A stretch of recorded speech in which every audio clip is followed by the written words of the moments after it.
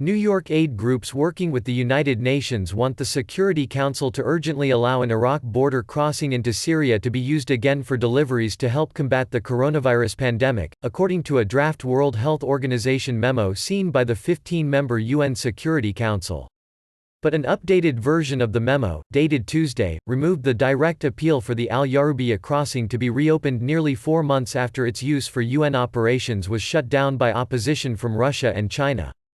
The WHO did not immediately respond to a request for comment.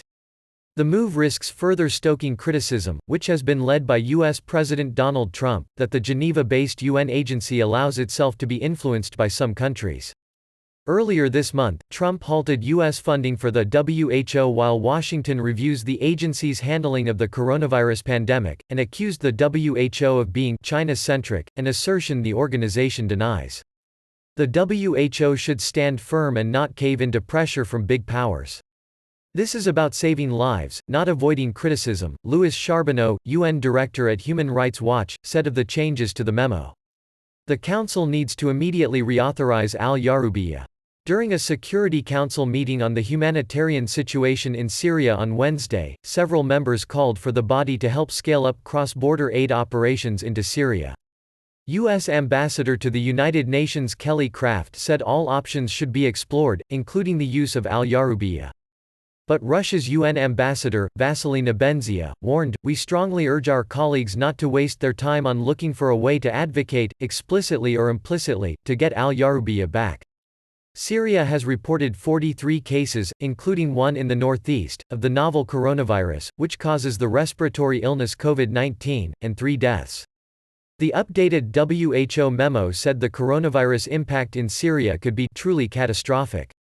The Security Council annually authorized the delivery of aid through the Iraq crossing for the past 6 years, but dropped its approval in January in the face of opposition from Syrian ally Russia, backed by China. United Nations partners propose the reopening of Yarubiyah crossing as a matter of urgency. This would have significant impact on the COVID-19 response in NES Northeast Syria, the draft WHO memo said.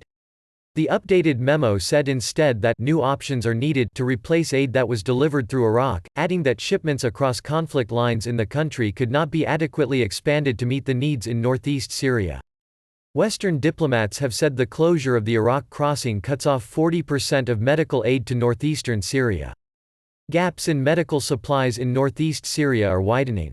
At a time when we should be urgently scaling up to prepare for COVID-19, those gaps should be narrowing, UN aid chief Mark Lowcock told the Council on Wednesday. A crackdown by Syrian President Bashar al-Assad on pro-democracy protesters in 2011 led to civil war. Millions of people have fled Syria and millions more are displaced within the country. Security Council approval is needed for UN cross-border deliveries because the Syrian government did not consent. Syria's UN ambassador, Bashar Jafari, told the Council that terrorism was more dangerous than COVID-19 in Syria.